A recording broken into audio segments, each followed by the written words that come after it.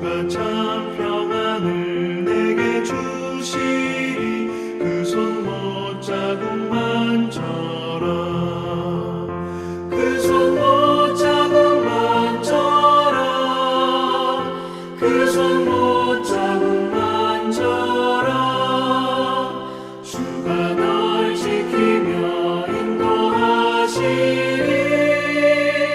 그 손 못자국만 져라.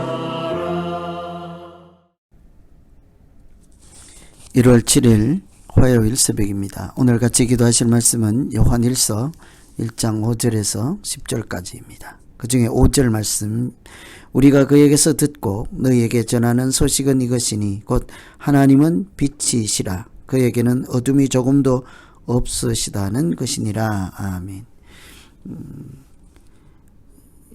오늘은 하나님과 사귐이 있는 믿음 생활을 주제로 계속 말씀을 증거하려고 합니다. 이 요한 1서는 성도들의 믿음을 굳게 하기 위해서 영생, 생명, 사귐이라는 주제로 말씀을 전하고 있습니다.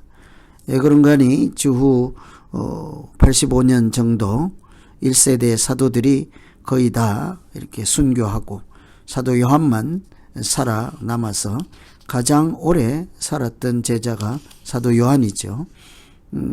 요한계시록 성경의 마지막 책을 사도 요한이 기록한 것을 보아도 알 수가 있습니다.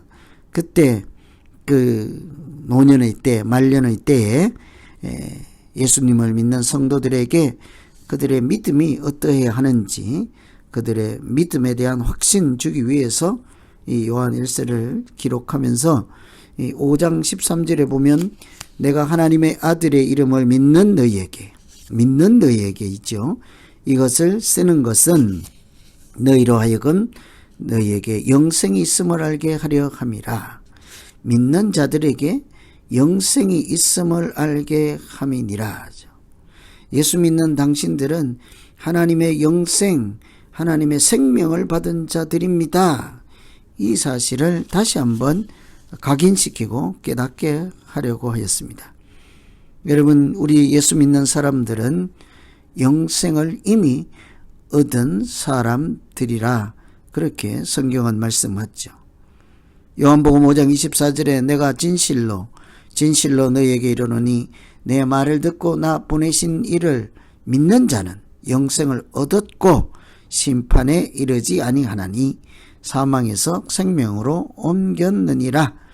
믿는 자는 영생을 얻었다 하죠. 심판에 이르지 아니하고 그렇게 하는 것은 사망에서 생명으로 옮겨졌다. 이미 과거 형태로 서술하고 있는 것을 볼 수 있습니다.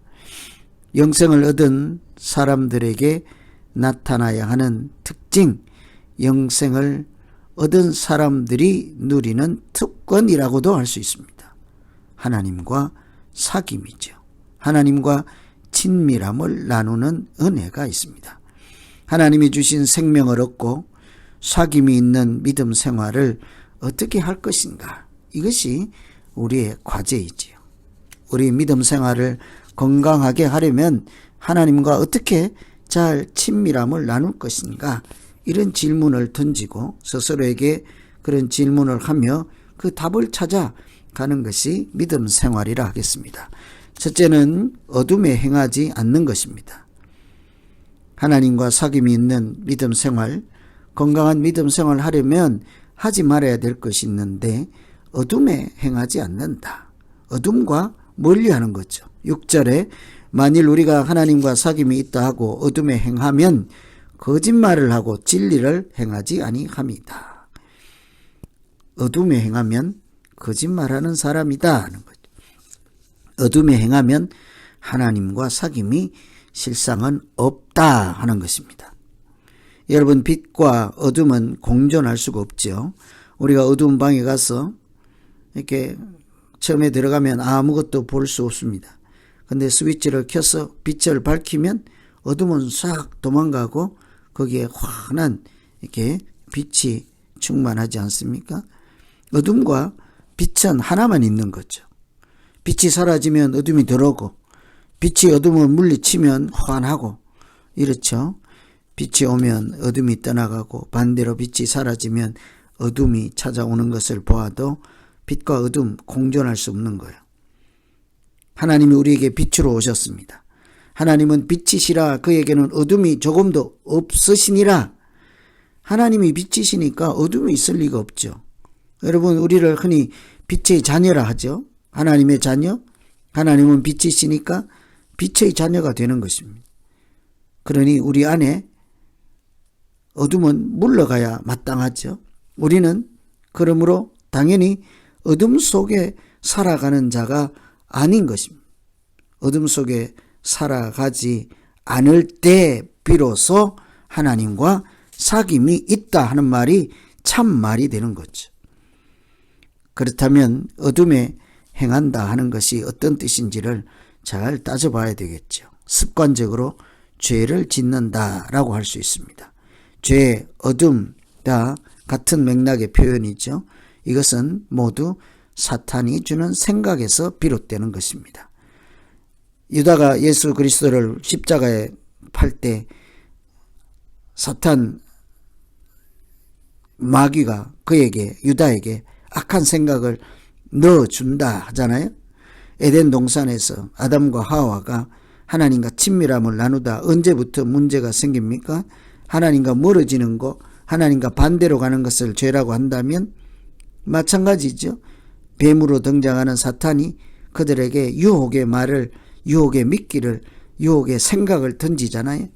그 생각을 붙잡는 순간 그는 어둠의 자식들처럼 하나님을 멀리하고 기피하고 무서워하고 대적하는 삶으로 나가게 되는 거죠. 어둠에 행하는 것은 곧 하나님 없는 사람들 생각을 따라가는 것입니다. 하나님과 반대 방향으로 갈 때 죄의 길로 가는 것이라 하는 것처럼 악한 생각, 사탄이 주는 그 생각을 따라가면 당연히 결국은 하나님과 반대로 가기 마련이죠. 그래서 우리가 이 하나님과 사귐 있는 믿음 생활하기 위해서 하지 말아야 될 것, 어둠에서 행하지 않는 것, 어둠에서 뛰쳐나와야 하지요. 그런데 그 어둠과 죄의 길에 빠지게 하는 출발, 악한 생각을 이길 수가 있어야 하는 거죠. 하나님의 은혜로 그 악한 생각을 추방하고 내어 쫓을 때 우리는 빛의 자녀로 그때부터 살아가기 시작하는 것이죠. 악한 생각 어떤 것들이 있을까? 디모데후서 3장에 참고하시면 너는 이것을 알라. 말세에 고통하는 때가 온다. 말세에 고통하는 때, 말세는 언제입니까? 모든 사람들이 하나님 없다 하는 때가 말세인 거예요. 하나님을 전부 다 모른다 하는 때가 말세이죠. 그때 사람들이 자기를 사랑하고 돈을 사랑하고 자랑하고 교만하고 비방하고 부모를 거역하고 감사하지 아니하고 거룩하지 아니하고 무정하고 원통함을 풀지 아니하고 모함하고 절제하지 못하고 사납고 선한 것들을 좋아하지 않고 배신하고 조급하고 자만하고 쾌락사랑하기를 하나님 사랑하는 것보다 더한다. 그래서 종합적으로 경건의 모양은 있으나 경건의 능력은 부인한다. 이게 말세에 나타나는 현상.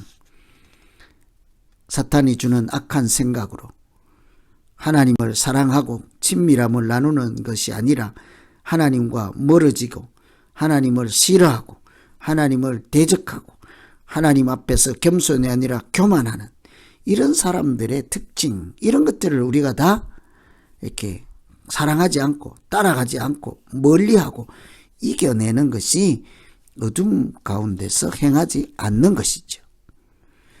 그래서 잠언 4장에 보면 무릇 모든 지킬 만한 것 중에 더욱 내 마음을 지키라. 생명의 근원이 이에서 남이라.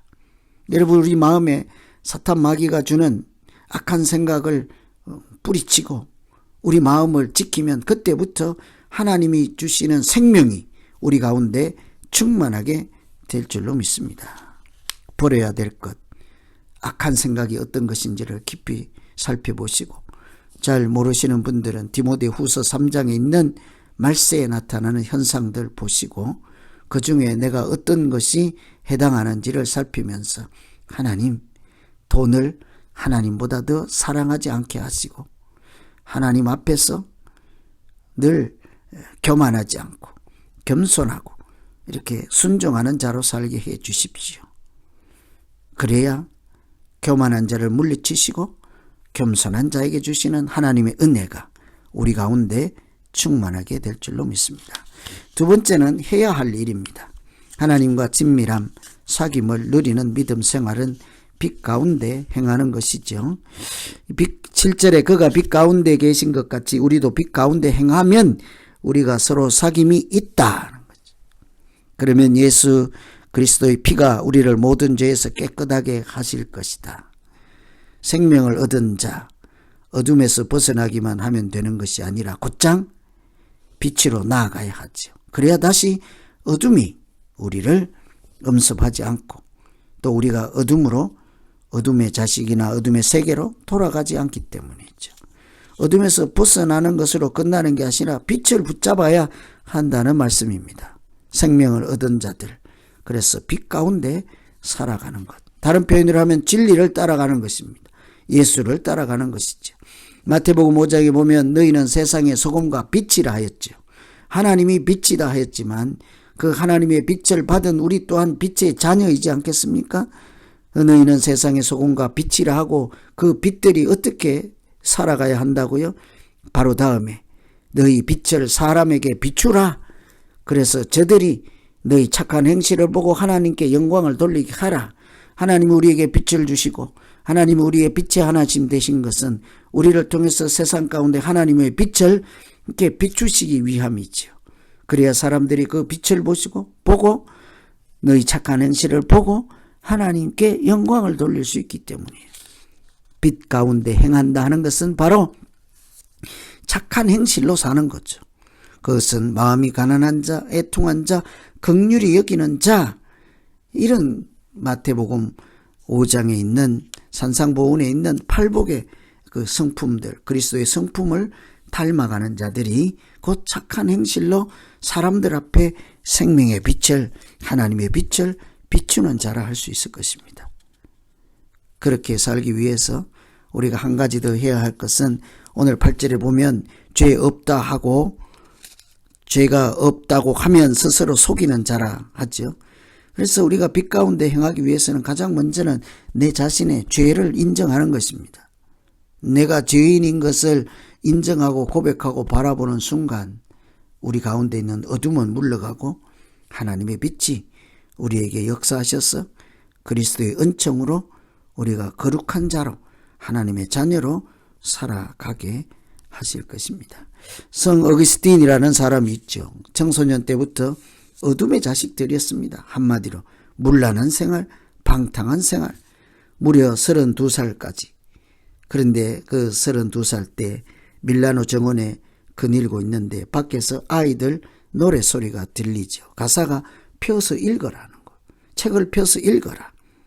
그래서 그날따라 가지고 있던 성경책을 이렇게 책을 펼쳐서 읽었는데 그곳에 로마서 13장 낮에와 같이 단정히 행하고 방탕하거나 술 취하지 말며 음란하거나 토색하지 말며 다투거나 시기하지 말고 오직 주 예수 그리스도로 옷 입고 정력을 위하여 육신의 일을 도모하지 말라. 전부 자기에게 해당하는 말씀이에요. 방탕하고 술 취하고 음란하고 토색하고 다투고 시기하고 이런 거 하지 말라. 반대로 낮에와 같이 단정히 행하라.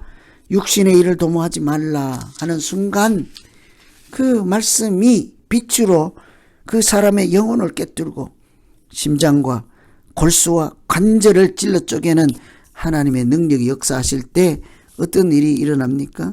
자기가 죄인인 것을 깨닫고 발견하고 방탕했던 생활, 술 취했던 생활, 이런 사람으로 살았던 자기를 내려놓고 회개하기 시작하죠.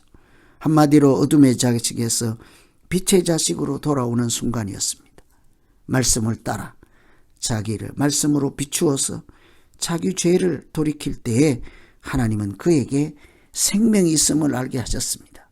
십자가의 보혈로 그의 죄를 깨끗하게 하실 뿐만 아니라 이제는 빛 가운데서 사람들에게 칭송과 칭찬을 받으며 성자라 하는 이름을 얻지 않습니까? 우리도 마찬가지죠. 오늘 하나님과 사귐이 있기 위해서, 사귐이 있는 건강한 믿음 살기 위해서 하지 말아야 될 것, 어둠을 물리치는 것이죠. 우리의 능력이 아닙니다. 하나님의 말씀을 받아들이고 내가 죄인됨을 인정하는 순간 하나님의 말씀은 능력이 되어서 그 어둠을 물리치게 하시고 예수 그리스도의 보혈로 우리를 깨끗게 하여서 우리는 더 이상 어둠의 자식들이 아니라 빛의 자녀로 너희 착한 행실을 보고 사람들이 영광을 돌릴 만한 그런 사람들 앞에 비춰지는 빛으로 하나님이 살게 하실 줄로 믿습니다. 오늘 이 말씀 붙잡고 하나님, 내 인생이 어둠에서 방황하는 인생 되지 않게 하시고 빛 가운데 살아가는 하나님의 자녀라는 이름이 하나님께 영광을 돌리는 사람으로 그렇게 살 수 있게 하여 주시옵소서. 이렇게 기도하면 되겠습니다. 우리 같이 한번 기도하겠습니다.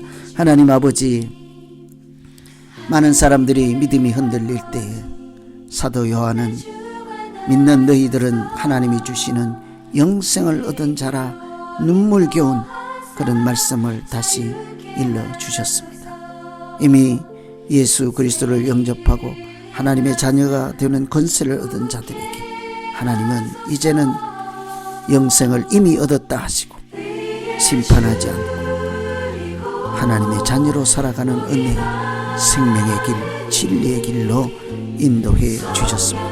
우리가 그 길에서 벗어나지 않게 하시고 이탈하지 않을 수 있도록 아버지, 우리의 믿음 없음을 불쌍히 여기시고 오늘도 우리의 믿음을 더하여 주시옵소서.